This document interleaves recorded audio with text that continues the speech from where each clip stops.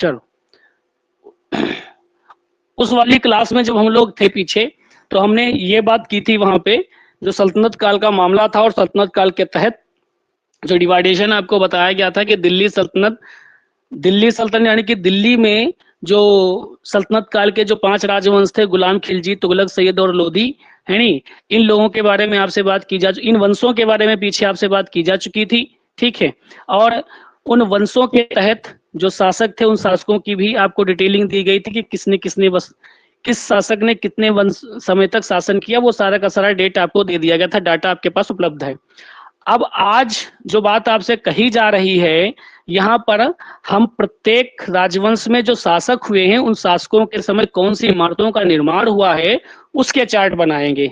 तो उस चार्ट को समझने से पहले हमने थोड़ा सा यहाँ पर जो आपको बताने का प्रयास किया है, वो ये कि दिल्ली सल्तनत यानी कि सल्तनत काल की स्थापत्य कला, जो ये पूरा का पूरा एक टॉपिक है, 1206 से लेकर के 1526 एडी के बीच का, इस समय की जो स्थापत्य कला थी, इसको इंडो इस्लामिक कला या शैली के नाम से संबोधित किया जाता है। इस इस स्थापत्य के निर्माण की 2 शैलियां बताई जाती हैं, एक तो आर्किड शैली और दूसरी आर्बेस्क शैली। आर्किड शैली क्या थी? आर्किड शैली मेहराब व गुंबदों को बनाने की एक शैली थी। जो भवन या इमारतें बनते थे, मकबरा, मस्जिद, दरगाह जो भी बनता था, उनमें जो गुंबद या मेहराब, है नी, ये चीजें जो बनती थी, उनके निर्माण की शैली को आर्किड शैली कहा गया था। और आर्बेस्क शैली जो नाम यहाँ पर दिया जा रहा है आपको, आर्बेस्क शैली, ये अलंकरण की एक शैली थी। अलंकरण की यानी कि साज सज्जा या सजावट की एक शैली थी। सजावट में हम यहाँ की इमारतों में सजावट के रूप में क्या देखते हैं? कुरान की आयतें, ज्यामिति रूप, फूल पत्ती, बेल बूटे। जो आपने हिंदू स्थापत्य पढ़ी, जो हिंदू मंदिर आपने पढ़े, जो मंदिरों की स्थापत्य आप पढ़ के आए हैं, वहां पर मंदिरों के सजावट के लिए मंदिर से संबंधित पौराणिक देवी देवताओं की मूर्तियां, है नी, ये बनाई जाती थी। मंदिरों पे उभारदार मूर्तियां बनाई गई, है नी। मंदिरों में छोटी छोटी गंधर्व अप्सराओं की मूर्तियां बनाई गई थी स्तंभों पे, दीवारों पे। तो वहां पर भी मंदिरों के अलंकरण के लिए मंदिरों की दीवारों और स्तंभों और शिखरों पर, है नी, ढेर सारा अलंकरण वहां पर भी देखने को मिला। लेकिन यहाँ पर भवनों के अलंकरण में कुरान की आयतें लिखी गई ज्यामिति रूपों में, जैसे ट्रेंगल या बर्फीदार जाली जो आपकी होती है, उस प्रकार की डिजाइन बनाई गई। साथ ही साथ में जिनमें पत्थर या कुछ ऐसा लगाया जाता था, तो वहां पे रंगों से फूल पत्ती और बेलबूटों का निर्माण किया गया था, है नी। ये दिल्ली सल्तनत के तहत जो इमारतें बनी, उनमें ये 2 प्रकार की शैलियों का उपयोग किया गया।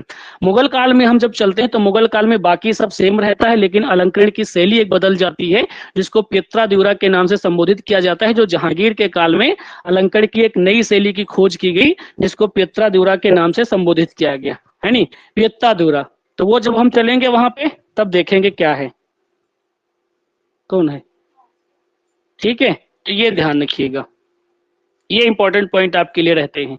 तो ये 2 पॉइंट यहाँ पर इसलिए आपको बता दिए गए, क्योंकि आगे जब स्थापत्य कला की विधवा जब एक एक इमारतों की आपसे बात होगी चल के, जो अच्छी अच्छी इमारतें होंगी, जो इंपॉर्टेंट इमारतें होंगी, है नी, उन इमारतों के तहत जब आपसे बात की जाएगी, तो उसमें ये 2 पॉइंट आपको इसलिए यहाँ पे समझा दिए गए, क्योंकि आगे इनके बारे में बहुत ज्यादा बात करने की आवश्यकता नहीं पड़ेगी। बस डायरेक्ट इमारतों के नाम लिखेंगे, कौन सी इमारत कहाँ है नी, वो चीजें आपको बताएंगे, और जो खास इमारतों में है वो पॉइंट बताएंगे। अब हम एक नए चार्ट की तरफ बढ़ते हैं। ठीक है, जैसा चार्ट में क्या आपको बताया गया था कि गुलाम वंश के तहत, ठीक है, क्या चार्ट बताया गया था आपको? गुलाम वंश के तहत जो इमारतें निर्मित होंगी, उनका चार्ट बनाना है। जैसे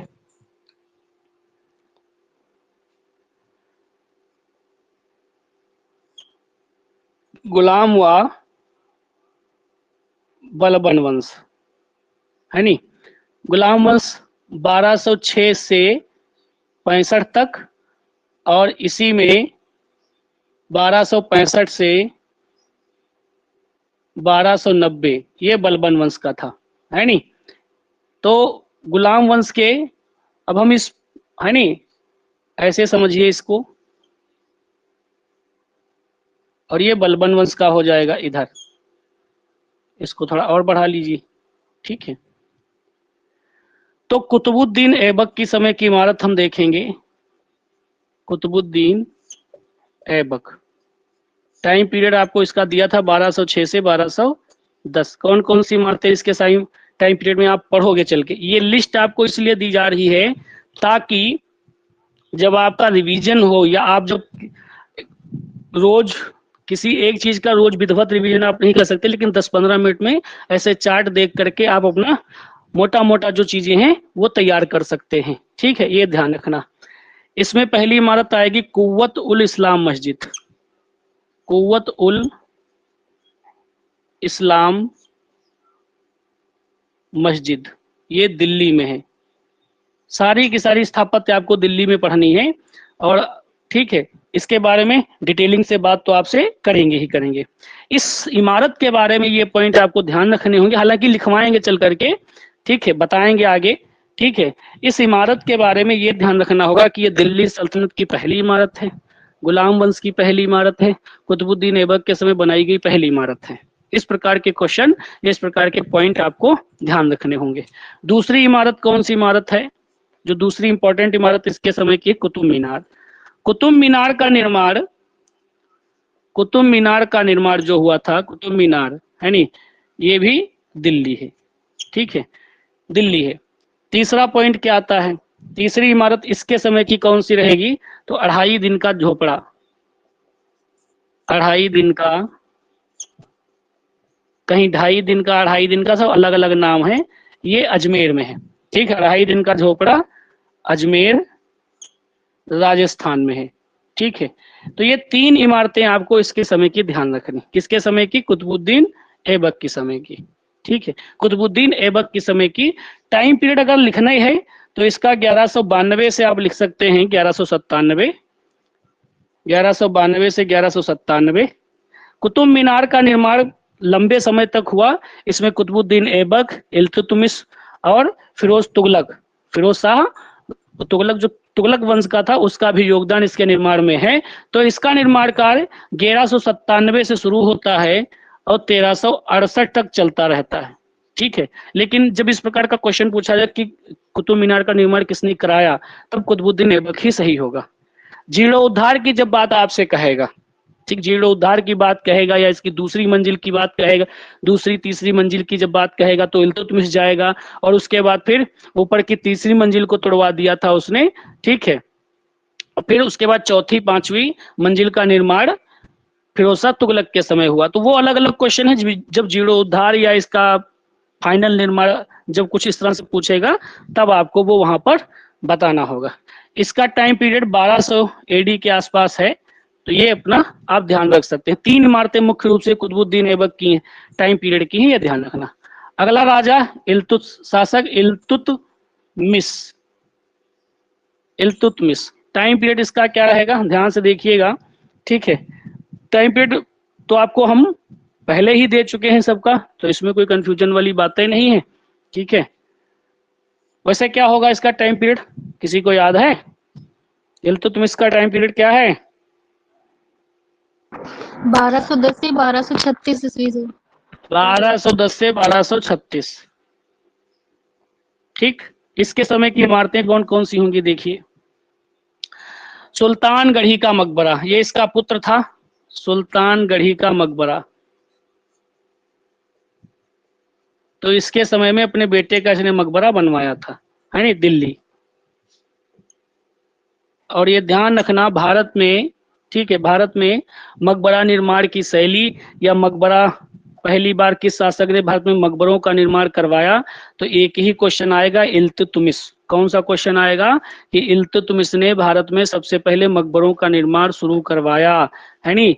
इस प्रकार का क्वेश्चन आपसे पूछा जाता है या पूछा जा सकता है। ठीक है, ये ध्यान रखिएगा।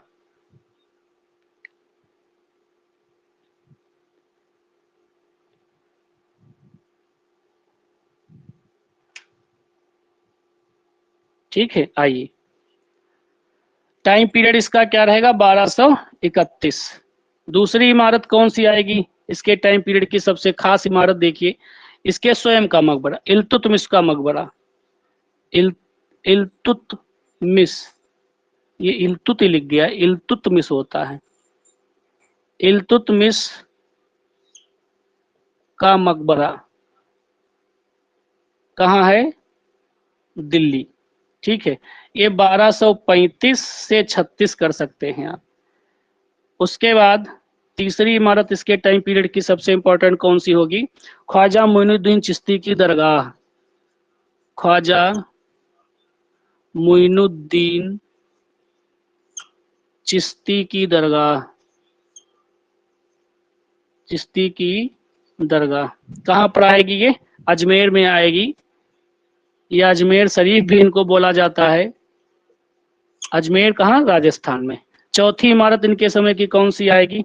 देखिए, अतरकिन का दरवाजा। इसकी डेट बेटा कंफर्म नहीं है तो छोड़ दीजिएगा। अतरकिन का दरवाजा, ठीक है। अतरकिन का दरवाजा आपको राजस्थान के नागौर जिले में मिलेगा। नागौर, हम आरजे लिख रहे हैं, आरजे माने राजस्थान, ठीक है, ये ध्यान रख लेना। उसके बाद पांचवी हौज ए शमसी। हौज ए शमसी। छठी शमसी की मस्जिद, ठीक है, इस प्रकार से है। शमसी की ईदगाह, मस्जिद नहीं, शमसी की ईदगाह। और नंबर 7, ठीक है, जामा मस्जिद। ये तीनों इमारतें जो आपकी हैं ये बदायूं में। बदायूं तो आप जानते हैं कहाँ है? यूपी में, है नहीं? ये 3 इमारतें आपकी यूपी में बनवाई है इसकी हैं, जिनमें से ऊपर की 4 इमारतें इंपॉर्टेंट हैं, 3 इसकी इमारत इंपॉर्टेंट हो जाती हैं। और अब चलते हैं बलबन की तरफ। गयासुद्दीन, गयासुद्दीन बलबन। गयासुद्दीन बलबन नाम का शासक हुआ 65 से 90। 65 से 90 आप इसको मान लीजिए। एक ही इमारत पढ़ना है, बलबन का मकबरा। बलबन का मकबरा कहाँ है? दिल्ली में, ठीक है, ध्यान कर लेना। इतना टॉपिक ये आपका गुलाम व बलबन वंश का मिला जुला मामला है, ठीक है, इसको आप ध्यान करेंगे। इसको आप क्या करेंगे? इसको ध्यान करेंगे।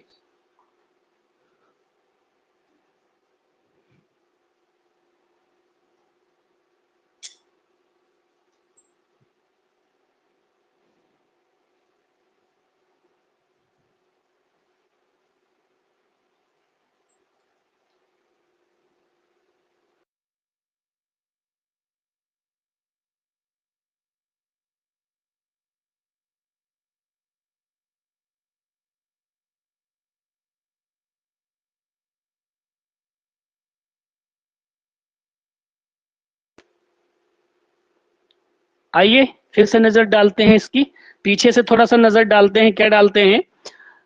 सल्तनत काल की स्थापत्य को, है नहीं, 2 भागों में। लात मार दो तले।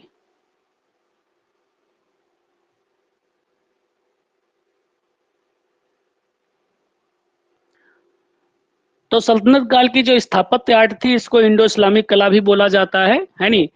और उसमें जो सल्तनत काल की स्थापत्य थी उसमें 2 प्रकार की शैलियां थी, आर्किवेट और अरबेस्क शैली। आर्किवेट शैली के तहत मेहराब और गुंबदों को बनाया गया, और अरबेस्क शैली एक अलंकरण की शैली थी, सजावट की शैली थी, जिसके तहत सल्तनत कालीन इमारतों में जो सजावट की गई वो उसके आधार पर की गई। उसके पश्चात दिल्ली सल्तनत में गुलाम व बलबन वंश से एक सम्मिलित वंश का नाम लिया जाता है।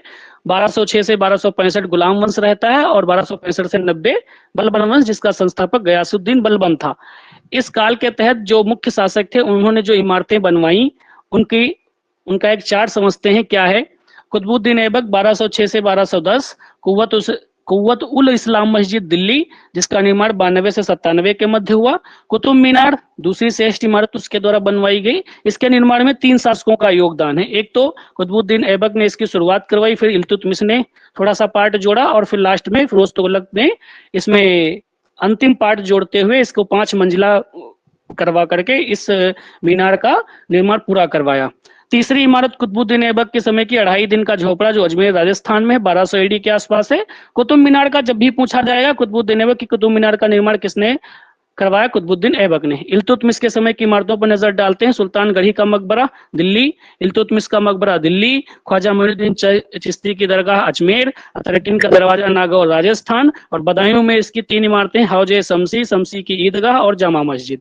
3 ये हैं। बलबन वंश के तहत बलबन का जो मकबरा है वो सबसे इंपॉर्टेंट मकबरा है, क्योंकि मेहराब का वैज्ञानिक तरीके से पहली बार उपयोग हमें बलबन के मकबरे में देखने को मिला।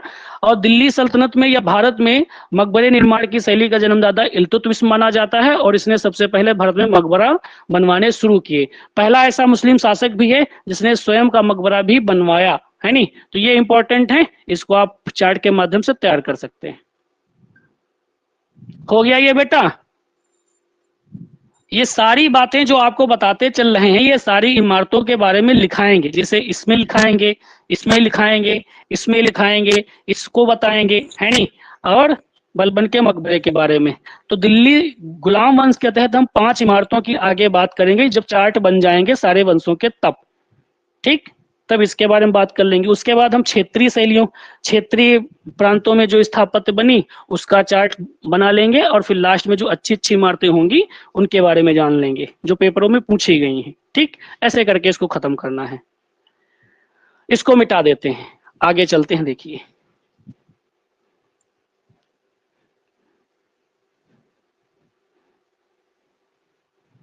अब कहाँ चलेंगे, कौन सा वंश आएगा अगला वाला?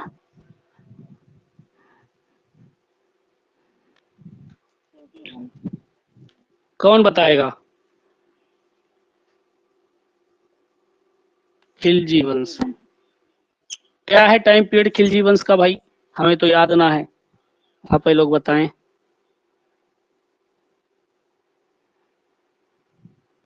1290 से 1320। 1290 से 1320। अरे हाँ ठीक है। खिलजी वंश में एक ही दो लोगों का नाम आता है, एक तो अलाउद्दीन खिलजी और मुबारक खिलजी। ठीक है, 2 शासक हैं जिनके समय में आपको इस वंश की जो इमारतें थी उनका सबसे महत्वपूर्ण पॉइंट क्या है? अलंकरण और भव्यता। बस 2 चीजों के लिए जानी जाती है। ठीक है, जब अधिक अलंकरण होगा तो भव्य लगेंगी। इमारतें श्रेष्ठ नहीं है, लेकिन अलंकरण और इतना ज्यादा है, ठीक है, कि वो भव्य प्रतीत होती है, लेकिन कोई वैसी कोई बात नहीं है। तो अलंकरण और भव्यता खिलजी वंश की इमारतों की मुख्य विशेषता है। 2 पार्ट कर लेते हैं इसमें। एक में हम अलाउद्दीन खिलजी को लिखते हैं, अलाउद्दीन खिलजी। ठीक, अलाउद्दीन खिलजी। टाइम पीरियड अलाउद्दीन खिलजी का आप जानते हैं 1296 से 1316। ठीक है, और मुबारक खिलजी 1316 से, जो अंतिम शासक माना जाता है, 1316 से 1320। ठीक है, इसके टाइम पीरियड की कुछ इमारतें देखते हैं। मुख्य रूप से 3 इमारतें हैं। ठीक है, नंबर 1 अलाई दरवाजा दिल्ली, अलाई दरवाजा दिल्ली। ठीक है, दूसरी इमारत कौन सी होगी इसके समय की? जमात खाना मस्जिद, जमात खाना मस्जिद दिल्ली। ठीक है, उसके पश्चात कौन सी है? निजामुद्दीन औलिया, निजामुद्दीन औलिया की दरगाह। ये कहाँ है? दिल्ली। इसका निर्माण तो इसके संरक्षण में होता है, लेकिन इनका निर्माण, इसका जो मंत्री था, मंत्री खिज्र खां द्वारा निर्माण करवाया गया इन 2 इमारतों का। जमात खाना मस्जिद और निजामुद्दीन औलिया की दरगाह, इनका निर्माण खिज्र खां, जो अलाउद्दीन खिलजी का मंत्री था, उसके द्वारा करवाया गया था। ठीक, इसके समय की एक इमारत है ऊसा मस्जिद। एक ही इमारत है ऊसा मस्जिद। कितनी इमारतें हैं? एक इमारत है ऊसा मस्जिद, इसको आप ध्यान रखेंगे। ठीक है। बयाना भरतपुर, बयाना जगह है, भरतपुर जिला है और राजस्थान। भरतपुर जिला राजस्थान। ठीक है, बस इतना ही है।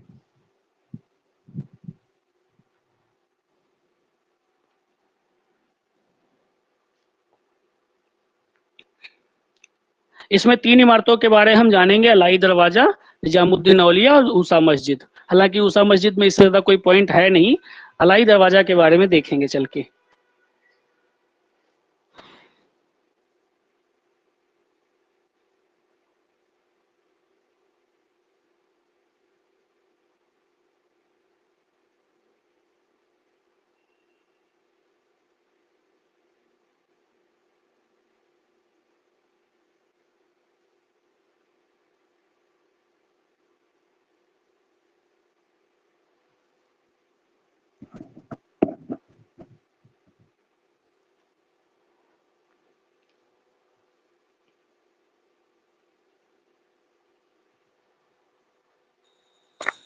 हो गया? आओ।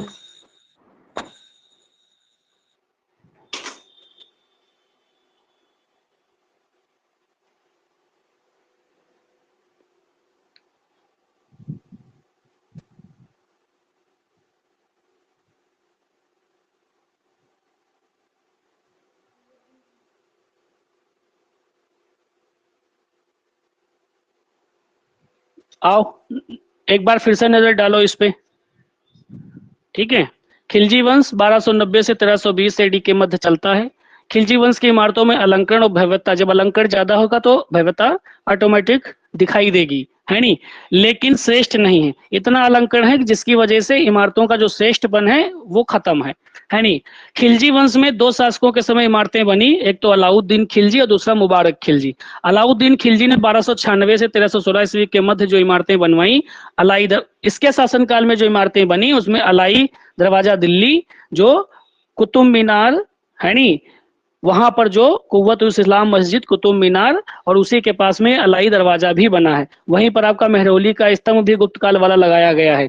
उस पूरे के पूरे परिसर को कुतुब कॉम्प्लेक्स बोला जाता है नी? तो वो ध्यान रखेंगे। जमात खाना मस्जिद दिल्ली, निजामुद्दीन औलिया की दरगाह दिल्ली, ये दो इमारतों का निर्माण इसके मंत्री खिजर खां द्वारा करवाया गया।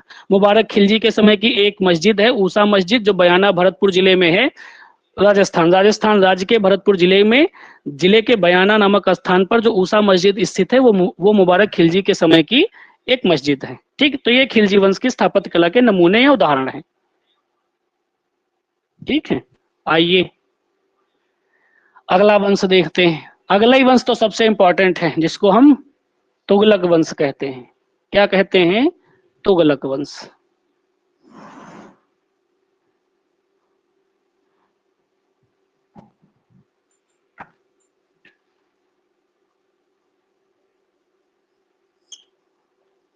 तुगलक वंश क्या है? टाइम पीरियड 1320 से 1414 तक। 1320 से 1414, वैसे तो एडी। ठीक बात कि 1451 है, 1414। ठीक। क्या विशेषताएं हैं इस समय की? तो सबसे पहली जो इंपॉर्टेंट विशेषता है वो क्या है? सल्तनत कालीन स्थापत्य का चरमोत्कर्ष, तुगलक वंश। एक तो ये विशेषता। दूसरी विशेषता क्या है? देखिए, जो भवन बनाए गए उनकी गहरी नींव है, नींव गहरी बनाई गई है, मजबूती के साथ बनाई गई। दूसरा, मोटी व ढलवा दीवारें।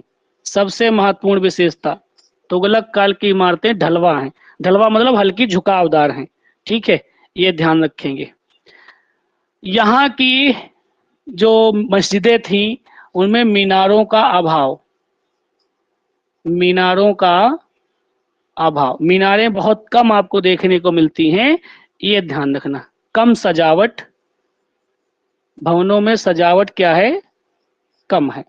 ठीक है, ये कुछ मोटी मोटी विशेषताएं तुगलक काल की हैं जहां से क्वेश्चन पूछा जाता है। ठीक है, ये ध्यान कर लेना।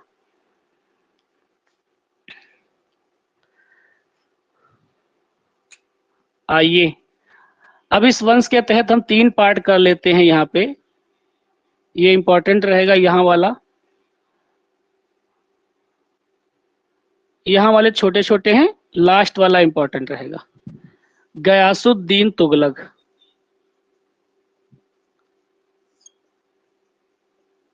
तुगलक, ठीक, गयासुद्दीन तुगलक, ध्यान रखेंगे इसको।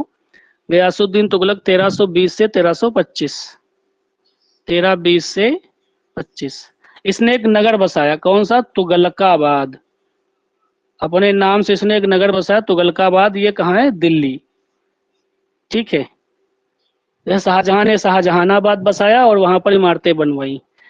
गयासुद्दीन तुगलक ने तुगलकाबाद, दिल्ली में ही मतलब एक शहर था या नगर था, बसाया तुगलकाबाद, तो वो वहां पे उसने अपनी इमारतें बनवाई। इसी प्रकार से फिरोज शाह तुगलक आएगा तो उसने फिरोज शाह कोटला, है नी, या फिरोजाबाद, है नी, फिरोजाबाद नहीं, फिरोज, है नी। तो इस प्रकार से फिरोज शाह उसने एक नगर बसाया, एक मोहल्ला बसाया और वहां पर उसने अपनी इमारतें बनवाई। इस काल के तहत हम मुख्य रूप से कौन सी इमारत देखेंगे, 2 इमारतें देखेंगे। कौन कौन सी, गयासुद्दीन तुगलक का मकबरा और 56 कोट का दुर्ग, 2 इमारतें। इसने अपने खुद का गयासुद्दीन तुगलक का मकबरा,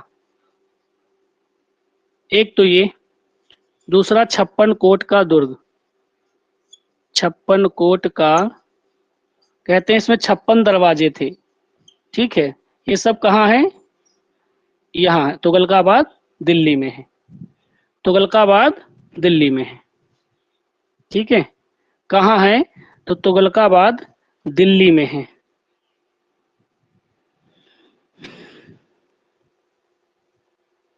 तुगलकाबाद दिल्ली में है। अगला देखो कौन है, ये हो जाए तब बताइए।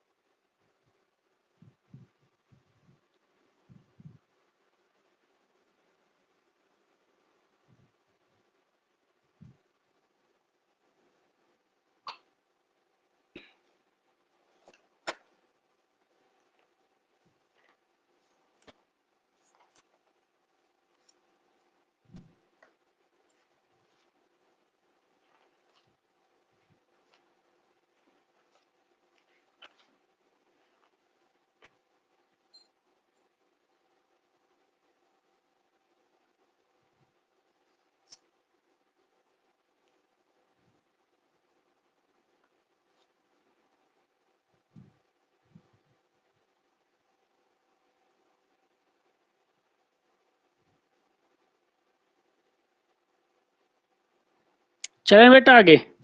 आइए, मोहम्मद बिन तुगलक, अगला कौन सा है, मोहम्मद बिन तुगलक। ठीक है, टाइम पीरियड इसका क्या है, मोहम्मद बिन तुगलक का 1325 से कितना जाएगा, याद याद नहीं किए हैं कोई लोग क्या, 51 से। 51 जाएगा। उसमें है ही का याद करना, एक का याद करो, बाकी सब फटाफट रखते चले जाओ। हैं, आओ। 2 इमारतें हैं, आदिलाबाद का किला, आदिलाबाद का किला कहाँ है, दिल्ली में। ठीक है, दिल्ली में है, सब का सारा सब दिल्ली की स्थापत। खान जहां तेलंगानी का मकबरा, कहाँ, दिल्ली। दो इमारतें हैं इसके समय की, है नहीं। उसके बाद फिरोज शाह तुगलक,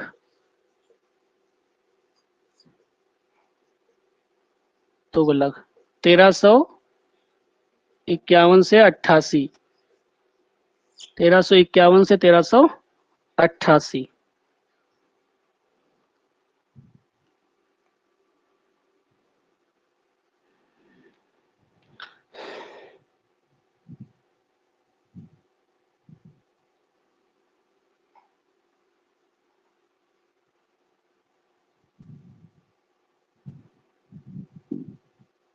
हो गया, ये तो हो गया होगा।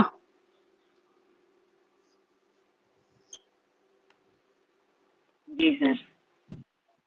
आओ, इसने एक नगर बसाया अपने नाम से, फिरोज शाह कोटला। ये है दिल्ली में ही, कहाँ है, दिल्ली में ही है। ठीक है, इसको फिरोजाबाद, फिरोजाबाद वैसे तो अलग है, चूड़ियों के लिए जाना जाता है, यूपी में है। लेकिन ये जो फिरोज शाह कोटला नगर है जो दिल्ली में, इसको पहले फिरोजाबाद इसको भी बोला जाता था, इस वजह से वो कंफ्यूजन टाइप से बनी रहती है। ठीक है, अब देखिए कौन कौन से नमूने हैं। एक तो फिरोज शाह जो नगर बसाया था इसने, फिरोज शाह कोटला नगर, ये भी वास्तु योजना के तहत था, दिल्ली में है। सारी की सारी चीजें आप दिल्ली में पढ़ेंगे, सारी की सारी चीजें आपको दिल्ली में ही पढ़नी। ठीक, आइए देखिए। फिर स्वयं का मकबरा, स्वयं का मतलब फिरोज शाह तुगलक का मकबरा। तीसरा क्या रहेगा देखिए, कबीरुद्दीन औलिया का मकबरा, कबीरुद्दीन औलिया का मकबरा दिल्ली में रहेगा। नंबर 4 देखिए, 12 खंभा महल, 12 खंभा महल। नंबर 5 बेगमपुरी मस्जिद, बेगमपुरी काली, नहीं बेगमपुरी मस्जिद ही लिखो सीधे। उसके बाद नंबर 6 पे कौन सी आती है हमारी, काली मस्जिद, काली मस्जिद, ये सब एक में लिखे दे रहे हैं, काली मस्जिद, खिड़की मस्जिद और कलान मस्जिद, मस्जिदें, ये सब कहाँ है, दिल्ली में। और किसके समय की हैं, तो फिरोज शाह तुगलक के समय की। ठीक है, इसमें जो आपको पढ़ना होगा, फिरोज शाह कोटला नगर के बारे में बताएंगे, इसके मकबरे के बारे में बताएंगे, और कबीरुद्दीन औलिया का मकबरा, 3 इमारतें इसके समय की, इसके समय में खान जहां तेलंगानी के मकबरे की विशेषताएं, और 2 इसके समय की। ठीक है, ये ध्यान करेंगे।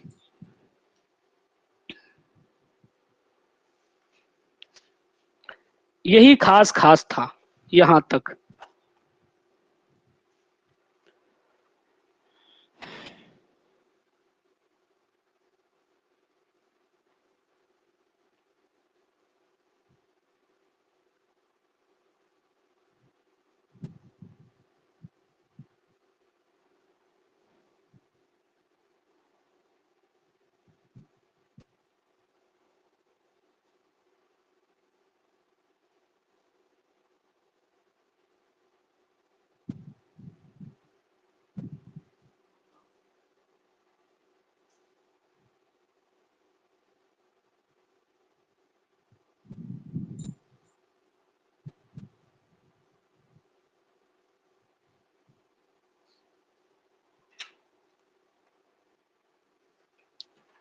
हो गया बेटा,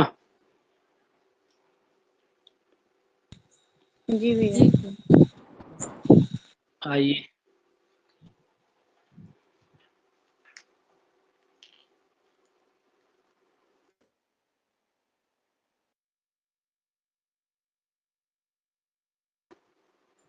मिटा दें इसको।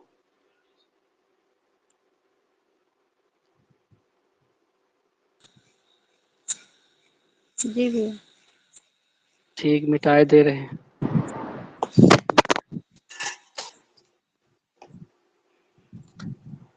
जाए थी।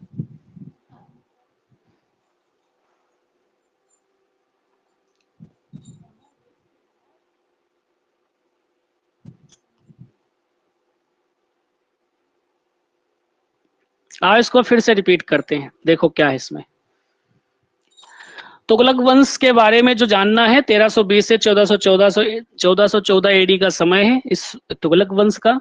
इस वंश की जो स्थापत्य कला की मोटी मोटी विशेषताएं हैं वो क्या है? सल्तनत कालीन स्थापत्य कला का चरमोत्कर्ष हमें तुगलक वंश की स्थापत्य कला में देखने को मिला। यहाँ के जो भवन बनाए गए उनकी नींव गहरी है, मोटी व ढलवा दीवारें, सबसे इंपॉर्टेंट पॉइंट आपसे पूछा जाता है पेपरों में। मीनारों का अभाव रहेगा और कम सजावट भवनों में देखने को मिलेगी। तुगलक वंश में 3 शासकों के समय स्थापत्य का निर्माण मुख्य रूप से हुआ। इनमें से गयासुद्दीन तुगलक, जिसका टाइम पीरियड 1320 से लेकर 25 है, इसने दिल्ली में तुगलकाबाद नामक नगर की स्थापना की और वहीं पर इसने 2 इमारतें बनवाई, गयासुद्दीन तुगलक का मकबरा और 56 कोट का दुर्ग, या 56 कोट का दुर्ग आएगा, दरवाजा नहीं, 56 कोट का दुर्ग है नी, किला टाइप का, जिसमें 56 दरवाजे हुआ करते थे। मोहम्मद बिन तुगलक अगला शासक हुआ। इसने आदिलाबाद का किला दिल्ली में और खान जहां तेलंगानी का मकबरा, जो 8 पहलू मकबरा है। अभी मकबरों के बारे में आपको बताएंगे कि सल्तनत काल में कितने प्रकार के मकबरे बनाए गए, तो 2 प्रकार के, वर्गाकार और अष्टभुजाकार है नी। तो उसके बाद फिर अगला शासक फिरोज शाह तुगलक, इसने फिरोज शाह नामक नगर बसाया और वहीं पे उसने अपनी स्थापत्य से संबंधित चीजों का निर्माण करवाया, जिसमें फिरोज शाह कोटना नगर, जिसकी वास्तु योजना के बारे में जानना है, स्वयं का मकबरा यानी कि फिरोज शाह तुगलक का मकबरा, कबीरुद्दीन औलिया का मकबरा, 12 खंबा महल, बेगमपुरी मस्जिद, काली मस्जिद, खिड़की मस्जिद, कलान मस्जिद, ये सारी की सारी इमारतें दिल्ली में हैं, जो कि तुगलक वंश की स्थापत्य कला के नमूनों में है। ठीक है, आगे आइए। सैयद वंश कुछ खास नहीं है। सैयद वंश में 3 इमारतों के नाम आपको पढ़ने हैं केवल, ठीक है, बाकी आपसे कुछ नहीं पूछा जाता है। ऐसे ही लोधी वंश में 3 इमारतें आपको पढ़नी है, ठीक है। देखिए इसको एक साथ लिखते हैं, सैयद वंश, टाइम पीरियड क्या रहेगा? 1414 से 1451 है नी। और इधर क्या था? लोधी वंश, 1451 से 1526, ठीक। 1451 से 1526, ठीक है, ये ध्यान रखना।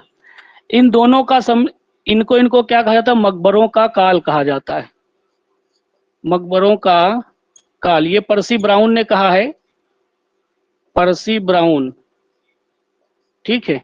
इसको और इसको एक चुनने की कंडीशन हो तो नंबर 1 पे ये रहेगा और नंबर 2 पे ये रहेगा।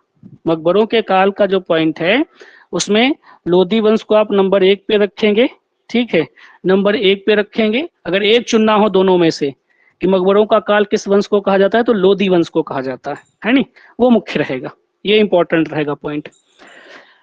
इस समय की, अब इनमें कोई शासक कोई विशेष तो हमें देखने को नहीं मिलता है नी। स्थापना आपको लिखवा दी गई थी कि खिज्र खान ने इसकी स्थापना की थी, आलम शाह इसका, और भी शासक लिखवाए गए थे, मुझे लगता है। क्या लिखवाया गया था? देखें, शासक भी तो इसमें लिखाए गए थे।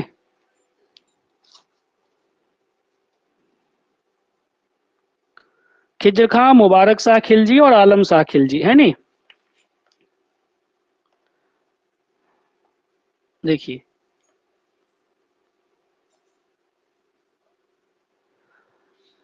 तो यहां पर 2 हैं, क्या हैं? देखिए,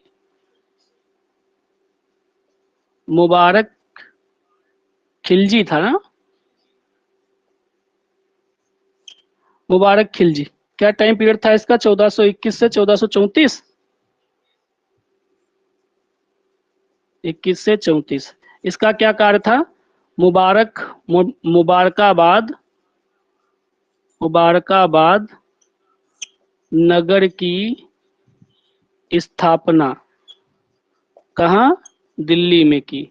एक तो ये हो गया। दूसरा शासक था इनके यहाँ आलम शाह, ठीक, 1434 से कहाँ तक जाएगा? 51 तक। ठीक है। दूसरा इंपॉर्टेंट शासक, इसके यहाँ क्या काम था इसका, केवल क्या था? सैयद शाह का मकबरा, सैयद शाह का छोड़ो, सैयद शाह वाले में ये डाउट में है। ठीक है, नहीं ठीक है, यही का लिखो, सैयद शाह का मकबरा। ये सब कहाँ रहेगा? मुबारकाबाद, दिल्ली में ही रहेगा। दूसरा, मुबारक शाह का मकबरा, ये भी कहाँ रहेगा? यहीं रहेगा। ठीक है, ध्यान कर लेना। तो 3 इमारतें हैं।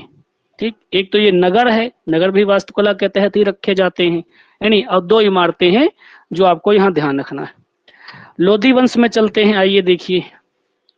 तो लोधी वंश में 2 शासकों का मामला मिलता है। एक तो सिकंदर लोधी ने बड़े खां व छोटे खां का मकबरा दिल्ली में बनवाया, है नी। और एक मोठ की मस्जिद, ये भी सिकंदर लोधी के समय की है। और इल्तुतमिश के समय का क्या है? सिकंदर लोधी। 2 इमारतें इसके समय की हैं। नंबर 1 कौन सा था? बड़े खां व छोटे खां, बड़े खां व छोटे खां का मकबरा। कहाँ? दिल्ली। दूसरा कौन सा था? मोठ की मस्जिद, मोठ की मस्जिद कहाँ? दिल्ली। ठीक है, ये इनके समय की है, ध्यान कर लेना। एक इमारत और बनेगी इब्राहिम लोदी द्वारा, इब्राहिम लोदी। कौन सी इमारत होगी? सिकंदर लोदी का मकबरा, सिकंदर लोदी का मकबरा, दिल्ली। कब बनवाया था? 1517 में। ठीक है, तो ये आपकी जो मोटी मोटी स्थापत्य है, जिसको आपको जानना है। इमारतें आपकी कंप्लीट हैं, इतनी इमारतें आपसे पूछी जाएंगी। ठीक है, ये ध्यान रखिएगा।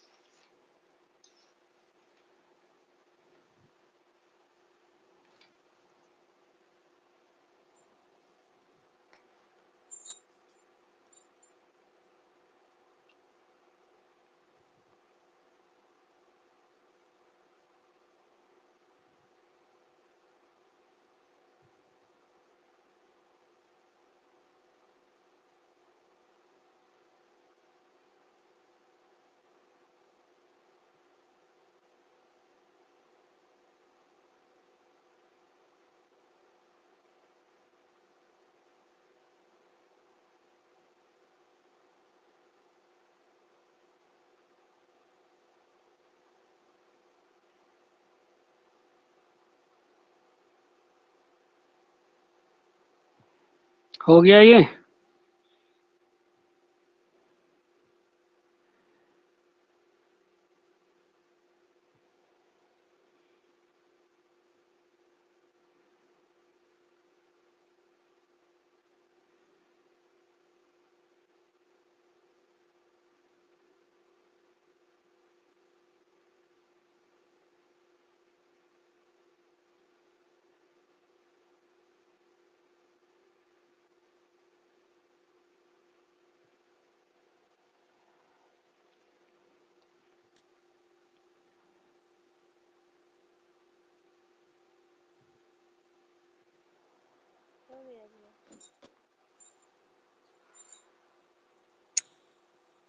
ठीक है,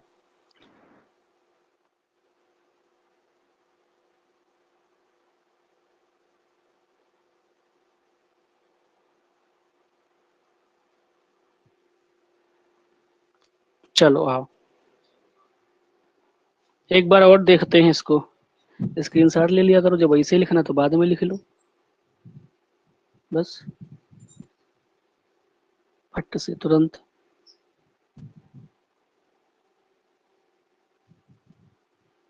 अभी बताइए।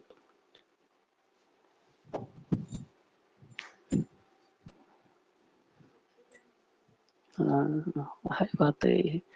सल्तनत काल में अगले जो दो वंश थे, सैयद वंश और लोदी वंश, इन दोनों जो वंश थे, हाँ देखते हैं, ये देखिए सैयद, फिर अगले वंश हैं सैयद वंश और लोदी वंश। इन दोनों वंशों के टाइम पीरियड में जो मकबरे बने, पर्सी ब्राउन ने इन दोनों वंशों को मकबरों का काल बताया। लेकिन कभी भी पेपर में अगर आपको उस तरह से मिले, है नहीं, कि सैयद चुने या लोदी, तो लोदी वंश को वरीयता ज्यादा दीजिएगा। इनके समय में सबसे अच्छे मकबरों का निर्माण हमें देखने को मिलता है। ठीक है। सैयद वंश में 1414 से 1451 इनका शासनकाल है। मुबारक खिलजी आलम शाह, मुबारक खिलजी ने मुबारकाबाद नामक नगर की स्थापना दिल्ली में की थी। और आलम शाह के समय में दो मकबरे हैं, सैयद शाह का मकबरा दिल्ली और मुबारक शाह का मकबरा दिल्ली। लोधी वंश में सिकंदर लोधी के समय दो मकबरे बने, बड़े खां व छोटे खां के मकबरा दिल्ली और मोठ की मस्जिद दिल्ली। इब्राहिम लोधी ने सिकंदर लोधी का मकबरा बनवाया 1517 में, जो आगे मुगल कालीन मकबरों का एक रास्ता माना जाता है, या उसकी नींव मानी जाती है नहीं। तो ये ध्यान रखना, ये इंपॉर्टेंट है। अब एक छोटा सा पॉइंट समझ लेते हैं और आज का ये टॉपिक आपका खत्म हो जाएगा।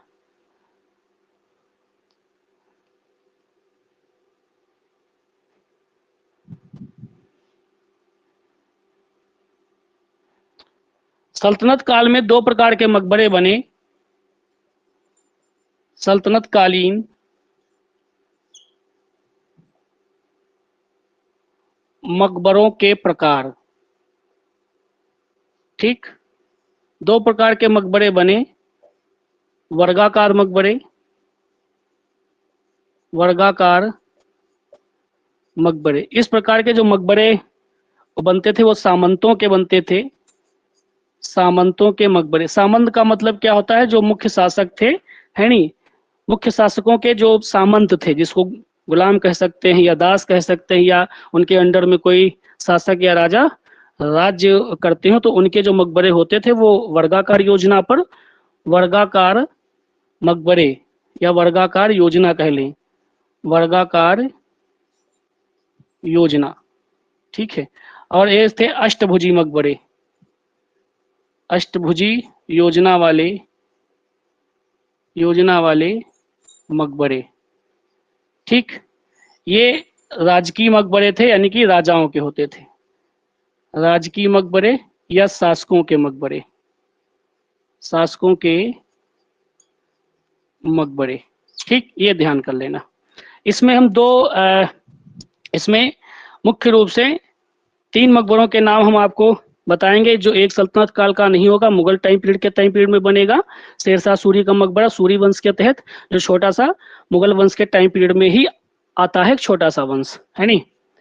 तो इसमें सबसे पहले इस इधर हम कुछ नहीं लिखेंगे, इधर के कोई इंपॉर्टेंट नहीं है, इधर से क्वेश्चन नहीं आता है। क्वेश्चन आता है तो अष्टभुजी मकबरों से आता है। खान जहां तेलंगानी का मकबरा, जो पीछे आप पढ़ के आए हैं, खान जहां तेलंगानी का मकबरा, ठीक है, दिल्ली पढ़ के आए हैं। इसकी विशेषता क्या है, प्रथम अष्टभुजाकार मकबरा,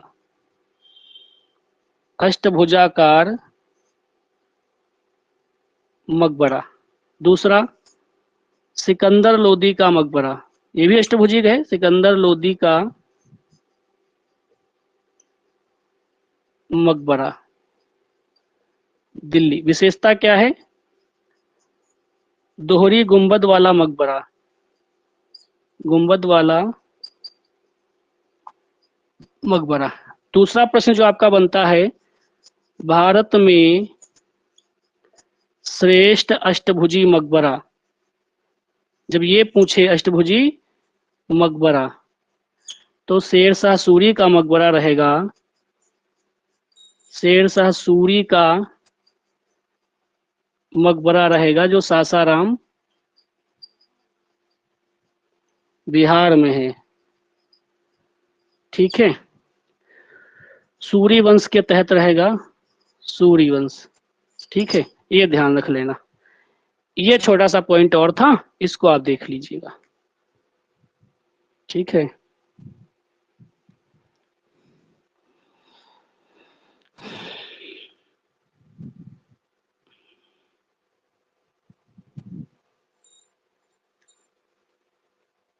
ठीक। सल्तनत काल में जो मकबरे बनाए गए, दो टाइप के मकबरे थे, वर्गाकार मकबरे या वर्गाकार योजना पर आधारित मकबरे।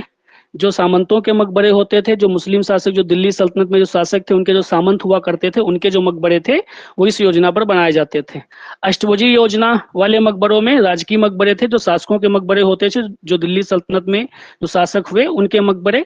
ठीक है, इनमें सबसे इंपॉर्टेंट 3 मकबरे माने जाते हैं, जो कि 2 मुख्य रूप से सल्तनत काल के हैं और एक मुगल वंश के दौरान या मुगल वंश के समय जब हुमायूं नामक शासक होता है, उस शासक का जब शेरशाह सूरी का जो एक सूरी वंश होता है बंगाल में, यानी शेरशाह सूरी, उसका जो मकबरा है वो भी अष्टभुजी मकबरों में है, तो वो थोड़ा सा सल्तनत काल के टाइम पीरियड से डिफरेंट हो जाता है। तो खान जहां तेलंगानी का मकबरा अष्टभुजी, भारत में बने अष्टभुजी मकबरों में सबसे पहला मकबरा। सिकंदर लोदी का मकबरा दोहरी गुंबद वाला पहला मकबरा माना जाता है। अष्टभुजी मकबरा तो हाई है, लेकिन दोहरी गुंबद वाला अष्टभुजी मकबराकार माना जाता है। अगर आपसे क्वेश्चन ये है कि भारत में श्रेष्ठ अष्टभुजी मकबरा कौन सा है, तो शेरशाह सूरी का मकबरा जो सासाराम बिहार में है वो सबसे श्रेष्ठ अष्टभुजी मकबरों में है। ठीक, जो 2 प्रकार के आपके मकबरे थे, उन मकबरों में सबसे श्रेष्ठ मकबरा जो अष्टभुजी योजना वाले मकबरे थे, उनमें सबसे श्रेष्ठ मकबरा शेरशाह सूरी का मकबरा सासाराम बिहार वाला है। ये इंपॉर्टेंट है।